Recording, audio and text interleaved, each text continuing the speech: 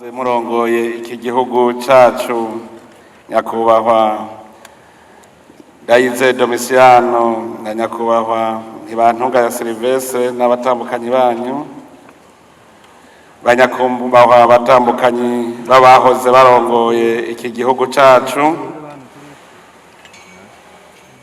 na nyakubahwa bashinga amateka n'abakenguza amateka mwitavye uru rubanza, anyakubahwa bashikiranganji mugize urwego nshingwabikorwa rw'igihugu murongowe cane cane nyakubahwa umushikiranganji wa mbere n'umutambukanyi wanyu, murambabarira nari nabibagiye, anyakubahwa ndongozi mwese mu bisata bitandukanye mu nzego z'igihugu, cane cane nka nyakubahwa muserukira inzego z'umutekano, aha turi kumwe n'umukuru w'urwego rwo kwivuna basi n'umugenduzi mukuru w'urwego rw'inyamiramabi, namwe ntwazangabo muri ngaha mwese, banyakubahwa mwaje muserukira ibihugu vyanyu n'amashirahamwe mpuzamakungu, umwe wese mu cubahiro ciwe, mwanyakubahwa mwese bene gihugu muserukira amashirahamwe atandukanye, umwe wese mu cubahiro ciwe yiyumve, tugira amahoro, sangwa amahoro, ubumwe, iterambere n'ubutungane mu gihugu cacu.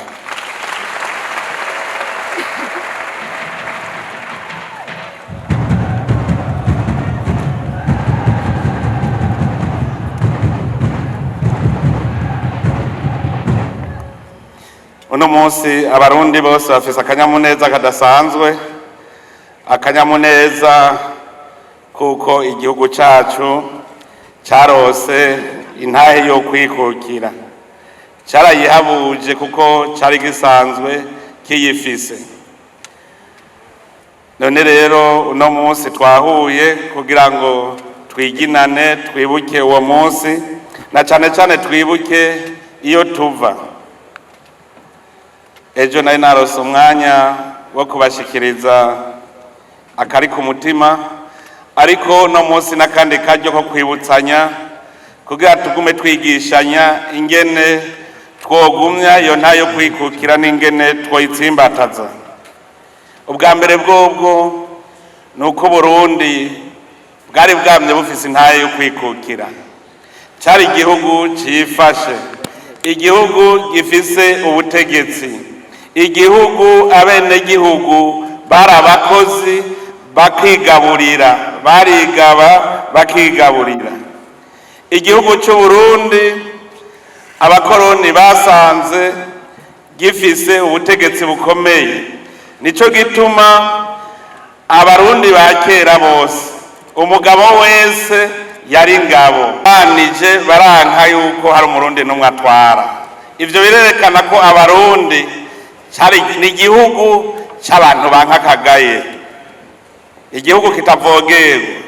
Igihe abamisiyonari baza ubwa mbere bagize ngo bamenere Rumonge na Nyanzarake, naho nyene abarundi barabagwanya, uburuhiro baja kwinjirira imisugi. Abo bamisiyonari ngo bari bazi yuko baje gusambura imana z'i Burundi, bashitse basanga dusenga imana imwe, bapfuma bavuga bati basi duhindure izina ry'Imana tuyite Mungu, kuko basanze yitwa Imana n'ubu yitwa Imana, ariko bo baca bavuga bati dupfume tuyita Mungu. Igihe abadagi baza, abarundi baragwanije abadagi imyaka 7. Ico gihe kirerekana neza ko hariho abarundi koko bazi no kwitangira igihugu cabo, kuko incungu ya mbere ikomeye ni Bihome wewe yemeye kwigura umwami. Mumva ko Uburundi ni igihugu c'abantu bankakagaye, nico gituma n'umuganwa Rudoviko Rwagasore yagumye aharana kugira ngo Uburundi bugarukane iteka bwari bwanyazwe. Intahe yo kwikukira rero twayirose inyuma y'imyaka myinshi y'agahotoro n'agacinyizo k'abakoroni, ariko naho twari turose intahe yo kwikukira ntibyaciye bitungana, kuko uwo mugera w'igikoroni ntiwaciye uva mu Burundi. hari imigwi ibiri, hariho abarundi b'ibipfamutima batemera ko ako gateka k'igihugu kagaruka, hakaba n'abarundi rero b'umutima bagwanira iryo teka ry'Uburundi, aribo bari barongowe n'umuganwa Rudoviko Rwagasore. Rero abo bari bashigikiye abakoroni batashaka kwikukira, uwo mugera wagumye bakurikira, nico gituma twagumye tugira ingorane muri kahise gushika mu 2000, niho novuga 2005, aho tusubiye kugarukanira intwaro ya demokrasi. Ico gihe abarundi bose bari ngabo, umurundi wese yagendana icumu n'umuheto, kuko yamaze ku rugamba rutera. Ubu rero mu gihugu cacu ako karanga ko gukunda igihugu no kucigura dutegerezwa gusubira kukavukisha mu mitima yacu. Murabonye ingabo z'igihugu sizi gusa, ni ingabo zizi kwitangira Uburundi, zikitangira mbere n'ibindi bihugu. Igihe twariko dutangura kubaka izi ngabo mubona uno munsi, murazi ntivyari vyoroshe, ariko kubera uwo mutima w'abarundi wuko dutegerezwa gukingira igihugu, kubaka ingabo z'igihugu n'inyamiramabi ntivyatugoye. Ariko rero dutegerezwa kugaruka ku karanga, nico gituma mu ngabo z'igihugu twaraye dufashe iyindi ntumbero yuko abarundi twese dutegereza kwiyumvamo igihugu, kandi ko dutegerezwa kugikingira no kukigwanira. Hariho rero umugwi w'inteko mu rwego rwo kwivuna basi, dushaka ko aribo bazoguma bigisha abarundi kugwanira igihugu ndetse no kugiteza imbere n'urugamba. Rero uno munsi twumve ko kwikukira no kwikurako agasuzuguro. Kugira wikureko rero agasuzuguro nuko uba wigaba ukigaburira, nta muntu avumba bahicubahira. Muze murabe hose umuvumvyi bama bamushira ku ruhande, nta muntu asega bahicubahiro. Akararo gatoyi notanga, muri iyo minsi heze twahora tuja kuvumba ikibuga c'inkino z'umupira w'amaguru. Mwumve ako kamaramaza, mwibaza yuko hajya badutiza twaragura, muga naho twagura baguma bavuga ati none ico gihugu ntigishoboye kwigirira ikibuga c'umupira w'amaguru. Ariko abarundi mwese kubera kwanga agasuzuguro mwaraterereye, turiyubakira iki kibuga, turaciyubakira. None ngiki ejo twaragikwanguye, ubu hasigaye yuko rero tuzocinjira icese. Twarabonye ko ari ikibuga gikwiye kandi cemewe. Nagira mbere mumfashe dukomera amashi Imana yacu.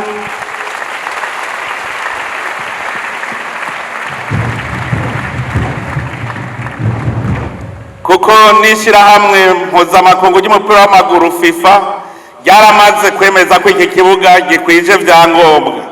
Ubu rero turiko dutegura yuko tucinjira. Murumva yuko karagasuzuguro, kandi murazi yuko twavuze tuti tugira tukore igikorwa c'iteka, operation agateka. None ntimubona ko agateka turiko turakagarukana. Ndibuka ngaha ivyabona biriho abagize umugwi wari ujeje kubaka iki kibuga, ndababwiye nti dutegerezwa kubaka gishasha, sambura iki tubake bishasha. bose bagiye mu kajembegete bati none tuzokurahe uburyo. Nca ndababwira nti je ndazi ko bizoshoboka, sambura. Baratinya. Umunyamabanga mukuru w'umugambwe CDF aravyibuka, ejo twavye tubivuga, baratinye bose, nije niyiziye turagisambura kugira twubake gishasha. Imana rero yadufashije. Mwese ndabakeje kuko mwaragiterereye, kandi iki ni ikimenyetso yuko abarundi bashoboye, n'ibindi tuzobikora kandi biruta no ngaha. Ndakeje rero abarundi bose bagiye ku kivi kugira ngo umurundi wese aronke ico afungura, kuko tugiye gusega ivyo kurya naho nyene nakagaye. Kubona rero abarundi baragiye ku kivi ku buryo umuntu uronka ico ufungura n'iteka rikomeye cyane. Hari aho nagiye barambaza bati mbega mwebwe musumirahe? Ndababwira nti twebwe dufungura ivyo twirimiye. Ngo birashoboka? Ndabwira ko bishoboka, baca baradukeza. None nanje ndakeje abarundi. Ndakeje kandi abarundi ku ntambwe baraye bateye, intambwe yerekana ko tudakwiye kubusimbira hamwe. Abarundi mu vya politike twarerekanye ko dukuze, yuko tudakwiye kubusimbira hamwe, dukwiye gutora abaturongora kandi babona. None rero mboneye akaryo gukeza abarundi twese, kuko n'amakungu yaratangaye. Kera yahora abona ko turi abanyakajagari tutabishoboye batarimwo. Ndakeje kandi n'abatowe. Abatowe ndabakeje cyane. Ndabakeje kuko tubazeyemo vyinshi. Uyu mwaka twawitiriye umwaka wa mbere mu rugendo rugana Uburundi buteye imbere. Dukeneye rero indongozi zihabona, indongozi mboneza. Ntidukeneye indongozi zimwe ziza kurondera ivyicaro gusa, dukeneye indongozi mboneza. None rero ko abarundi bagiye hamwe bagahundara ku ndongozi zifise akarangamutima kamwe, turizeye neza yuko aho bukera zizodufasha kugira ngo duteze imbere amakomine yacu, duteze imbere intara zacu, duteze imbere igihugu. Kugira rero igihugu gitera imbere gikenera indongozi z'imboneza. Indongozi imboneza si yindi yo kwicara mu biro gusa. Indongozi imboneza iragenda mu bene gihugu, ikumviriza ivyo bakeneye, hanyuma nayo ikabafasha kubona ico bokora n'inzira bofata. Indongozi igenda ikicara ngaho ikibera hatana kimwe iri kurakorera bene gihugu, iyo ntibikwiye. Dutegereza rero kuronka indongozi mboneza. Hariho ivyo twama turiko turanegura ku ndongozi, aho usanga afise dosiye akayimarana umwaka mu biro atana kimwe arakora.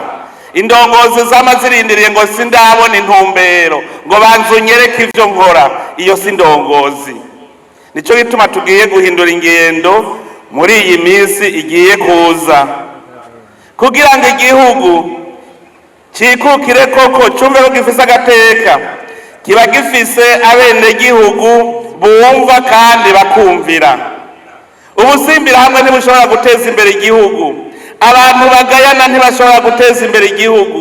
Kugira igihugu gitera imbere turumviriza indongozi, hanyuma tugakora ibitegereza kugira ngo igihugu gitere imbere. Ahaza kuba ukwikukira nyakuri, haba abanyamwete bakunda ibikorwa kugira ngo bashobore kwerekana neza ko bishoboye kandi bifashe.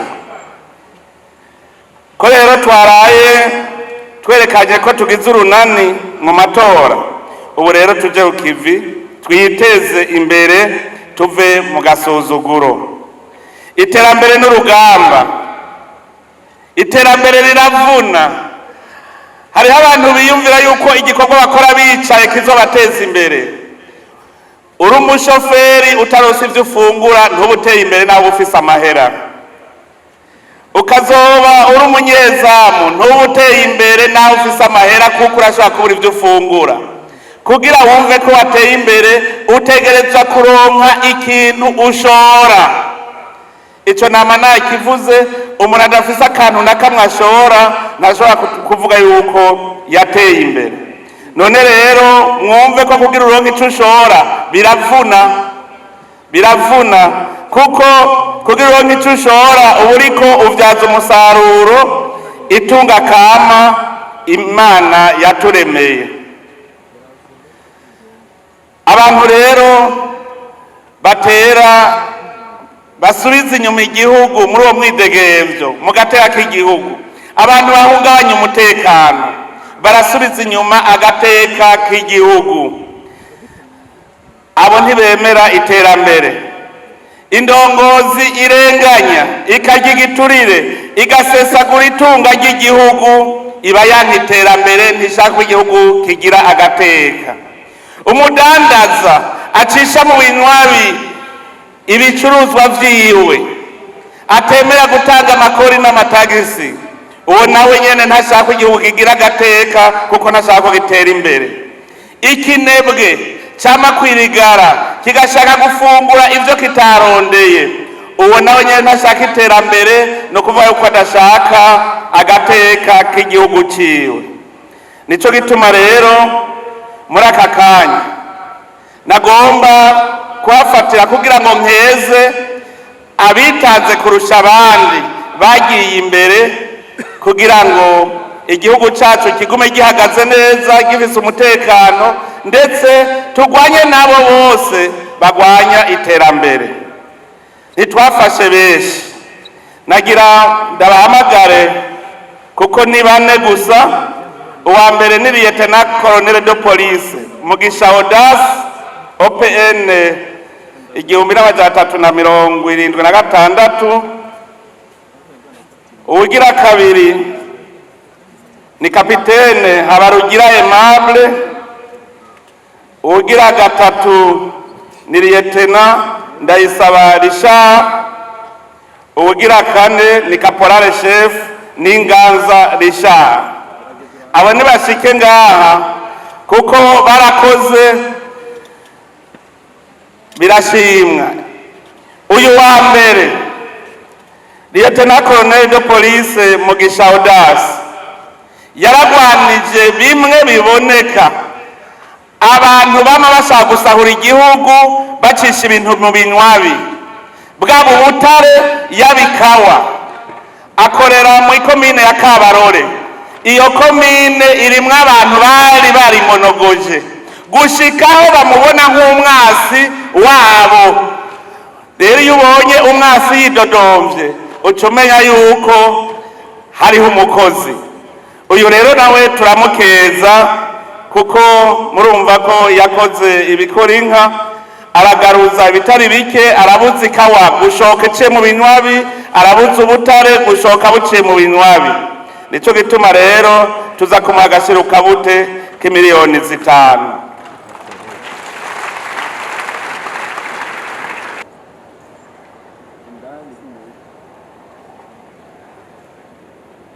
Aba batatu nsa n'ubavugira rimwe, barahagarariye igihugu, barahagateka urwego rwo kwivuna basi.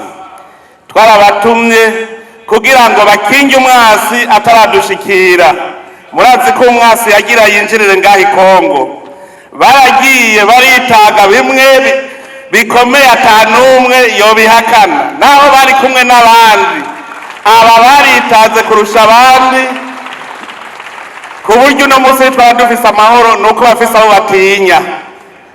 Aba rero nabo turabaha ikidari c'umwaka katwongere izi ntwazangabo 2 turaziha imiliyoni 4 hanyuma na Caporal Chef Ninganza Richard nawe tumuha imiliyoni 3 kugira ngo tubatere intege.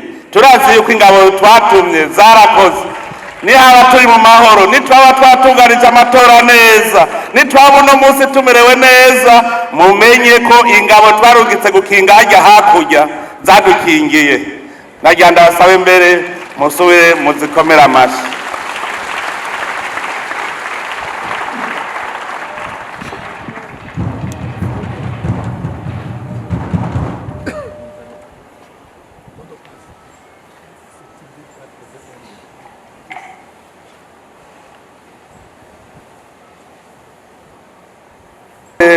Kubona ko twoshira imbere y'abandi ariko abakoze ni benshi cyane. Nagomba rero mu guheraheza mpereze ku mpanuro nkeyi nk'uko twamaduhanurana iminsi yose. Nagomba bwa mbere abarundi tubanze dutegere icari cyo kwikukira. Umurundi wese iyo agize ikibazo mu gihugu akirondera yuko gitorerwa umuti hanze, uwo murundi ntaramenya icari cyo kwikukira. Twama tubibona akenshi mbere twiyumvire yuko boba ari abagifise ka gatima k'abapedese, bamwe n'ubu batarumva ko barikukira, bazi ko batwarirwa mu mahanga. None rero nagira mpanure abo barundi, muvi buzimu muji buntu, mumenye ko igihugu cy'u Burundi carikukiye. Nta kindi gihugu na kimwe cyashirahamwe na rimwe rizoza kugaba uburundi ngayi wacu. Niwaba ikibazo cyawe kijanye hanze nuko utakigira umutima wo gukunda igihugu cyawe. Kandi urugero rero dupimira ko nico, hariho abantu babonye abene gihugu batabatoye baca biruka muri ONU no muri Union Africaine ngo babatabara, aho kuja mu bene gihugu ati hanyuma murazopfuma mundabagiza. Noneho nizomutora. Abo berekana yuko bagifise wa mutima w'abapedese yuko ibibazo by'u Burundi bitorerwa umuti hanze. None rero ndabasavye basubize umuzirikanyi wabo mu kibanza, baba barundi bamenye ko abarundi tuzokwama dutorera ibibazo byacu umuti turi ngahi Burundi nyene. Ndetse mbere turavyoroshe ubu twama twicaranye tuza turaganira. Ubwa kabiri ngaruka ku ndongozi, twaraye tuvuye mu matora, ubu tugire iyindi ntambwe. Ubu mumenye yuko ibikorwa byose tuzobikorera mu ntara.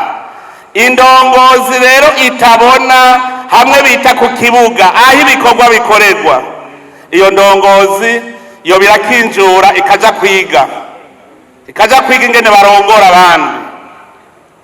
Mwijambo ry'Imana handitse ngo udashoboye gutunga umuryango wawe woshobora gutunganiriza abandi gute? Handitse kandi ngo ugutanga bisumba guhabwa. None uzotanga iki udafise? Indongozi rero uno munsi ndabasavye, nimwamushaka ko Burundi bugira agateka, nimwamushaka ko tuva mu gasuzuguro, mwese muje ku kivi. Ntihagire umuntu azosubira kumarana dosiye indwi, ntihagire kandi n'uzosubira kurondera igiturire cyangwa gusesagura itunga ry'igihugu. Tucubake. Mu mahera yubatse ikibuga hariho amahera twatse abari bayivye. Ubu rero naraye ndabivuze, ntituzohiga imanga ko umuntu naho azoba yagenwa mu mabanga uyu munsi agaca umurejo arataha. Mubimenye.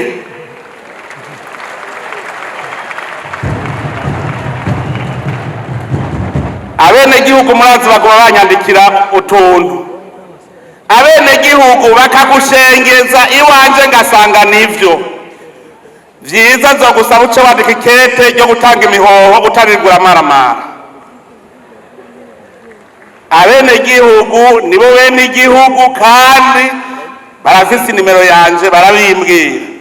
Kare mwaridoze ko nguma ndababaza nti iwe umuntu kutamutunganirije uyu kutatunganije. Ubu rero nzababwira ko mwananiranye ari dayimoni bagenza. Idayimoni nayo tuzoyisengera wavuye ngaho muri ayo mabanga, tuzoyisengera. Idayimoni ninesha abasenzi.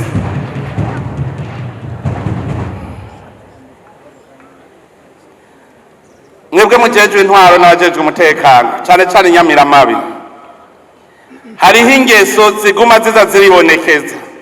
Ubu hatanguye no kwibonekeza abantu bitwaza ibintazi kugira ngo batoteze ubuzima bw'abandi.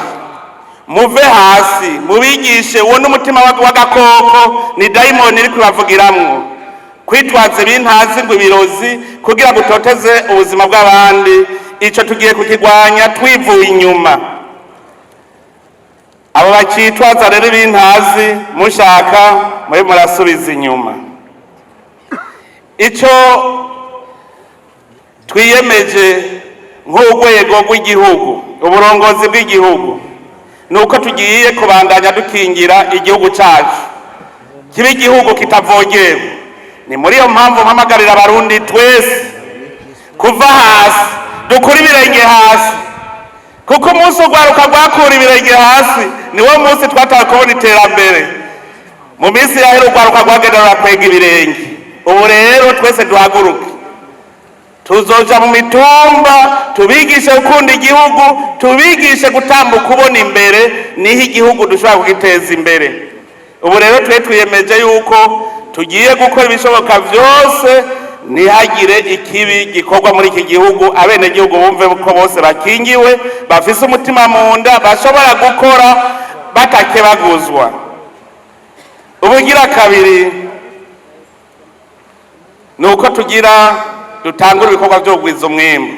Ejo mwarumvise ibyo nashikirije. Mu burimyi dushaka yuko amatongo yose atarimye tuyaha abarimyi bayarime.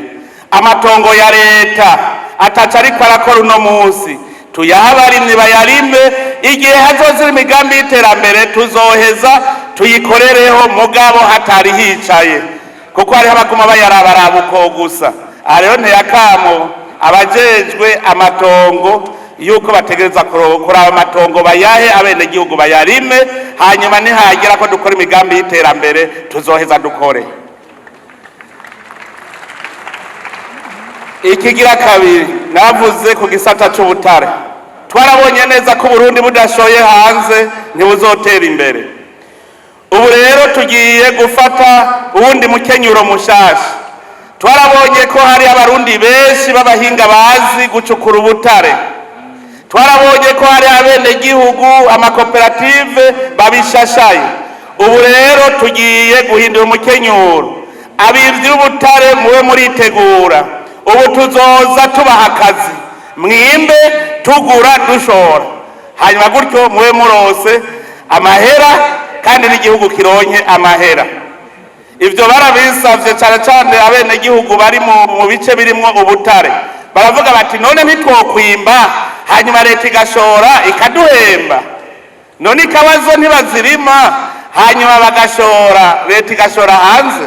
No ku butare rero tugira dukore nk'uko, kugira ngo iri tunga kama Imana yaduhaye rituramire koko. Aha rero nciye saba ikigo OBM ko cicarana cyane cyane urwaruka mugira amakoperative, hajya mwirirwa mwicaye, ahubwo duce tuja no gucukura ubutare hanyuma dushore abarundi batunge. Ivyo nivyo vya mbere tugomba gushimikira ko kurusha ibindi, kugira ngo tuduze itunga ry'igihugu. Tugize uko turazi yuko mu mwanya mutoyi amakungu azotangarira Uburundi.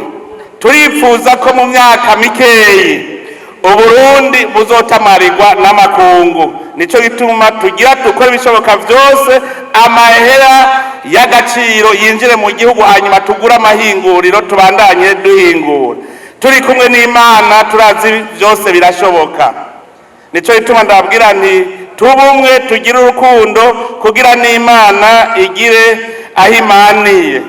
Mbere rero ni ngaha ciye mpereza nsubira kubipfuriza umunsi mukuru mwiza. Uwo munsi mukuru nabonye mwawitavye mushajije. Ndazi yuko uno munsi muca mutangura kuwuhimbaza muri kumwe mwese. None rero muwuhimbaze mu kanyamuneza, twese twibuka yuko abarundi dutegerezwa kuva mu gasuzuguro, igihugu c'Uburundi kiba igihugu c'iteka, igihugu kitavogerwa. Imana ibahezagire mwese.